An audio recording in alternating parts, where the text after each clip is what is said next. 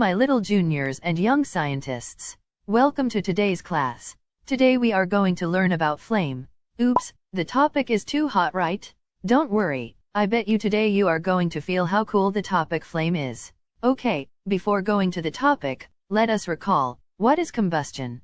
Because there is no flame without combustion. A chemical process in which a substance reacts with oxygen to give off heat is called combustion. And the substance that undergoes combustion is called fuel. Fuel can be liquid, solid or gas. Did you know? There are many colors in flame: yellow, red, blue, purple, orange, apple green, pink, etc. About all these, you will learn in your higher studies. Interesting? Wow! Chemistry with colors? Exciting topics are waiting for you in chemistry in your higher studies, don't miss it out. Now let us see some of the known color flames. Number 1, candle, bright yellow color flame.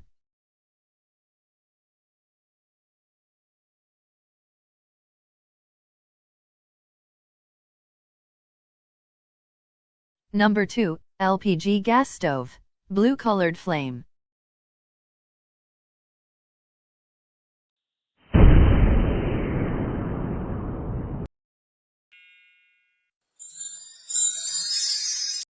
Have you ever observed the Bunsen burner flame in your chemistry lab? Wow, it is pale blue in color. How about kerosene lamp?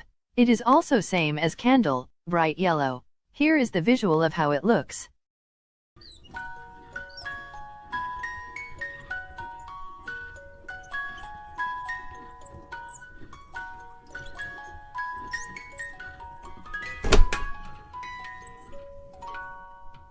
Okay, let us see which are all the materials forming flame. Number 1, magnesium ribbon. Yes, it burns and produce flame.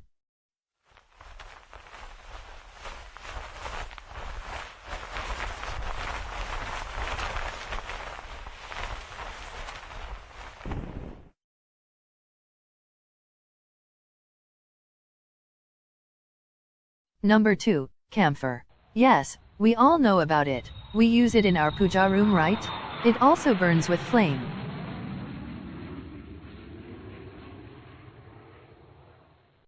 Number 3, kerosene stove. Although it is one of our ancestors' usage, still people in many villages depend on this source. Yes, it also produce flame.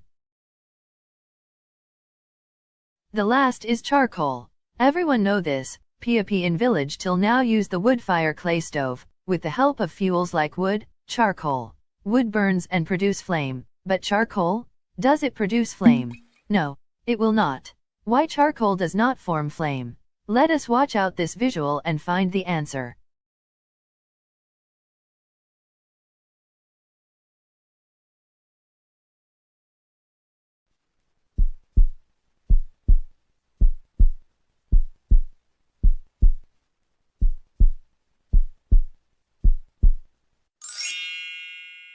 How the candle wick gets lighted, when the matchstick flame is kept on the smoke of the ended flame in candle. Here is the answer: the substance which vaporize during burning, gives flame. Here, the molten wax of the candle rise through the wick and are vaporized during burning and form flames. And in similar way kerosene lamp also works. Charcoal on the other hand, does not vaporize and so does not produce a flame. Now let us see its structure.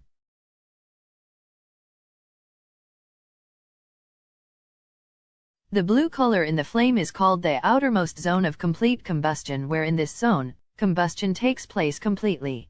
This is the hottest part of the flame. The yellow color in flame is called the middle zone of partial combustion, where combustion takes place partially. That is, for example, in this zone, if you keep a fuel, it will not get burned completely. This is the moderately hot portion of the flame. Many of you have thought that this region of the flame is hot. I think now you understand the concept. Hereafter you should not blindly say that the center yellow part of the flame is hot. Next, the black color, innermost zone of unburnt wax vapors. In this zone, we will not experience any hot, the least hot region of the flame. Caution, don't try to touch it without supervision of elders. These are all the different zones of candle flame. Did you people know about the luminous and non-luminous part of the flame? It is just the middle yellow zone, called the luminous zone, and the outer blue zone, called the non-luminous zone of the flame. Here are certain activities to know about it in detail. Number 1. Keep a burning candle. When the candle flame is steady, introduce a clean glass plate or slide into the luminous zone of the flame for about 10 seconds.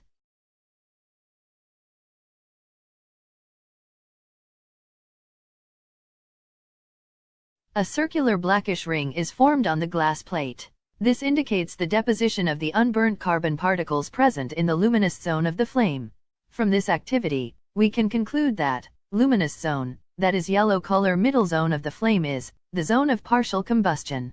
And it is evident to the statement that middle zone does partial combustion. And here comes the next activity.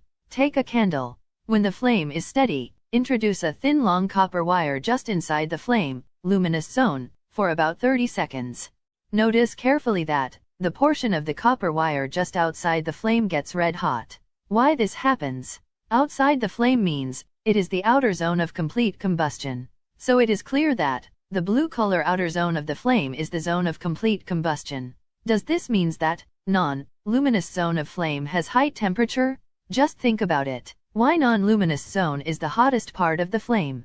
This is because this zone is surrounded by plenty of air. We know that combustion takes place in presence of oxygen. So apparently this zone appears as the hottest zone of the flame. And yes, due to this reason this zone has the highest temperature. We learned about flame and its structure. But where we are going to use this concept of luminous and non-luminous zone?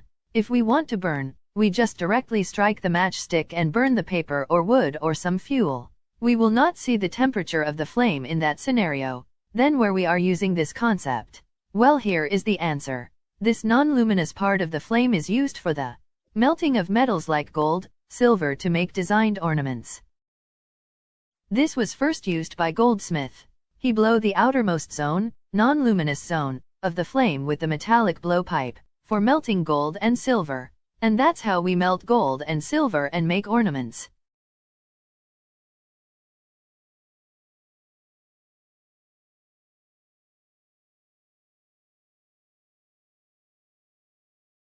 That's so cool. I bet you in the beginning of this video, that you will feel very cool about this topic. Now just see, isn't that simple? So no more worries about this topic.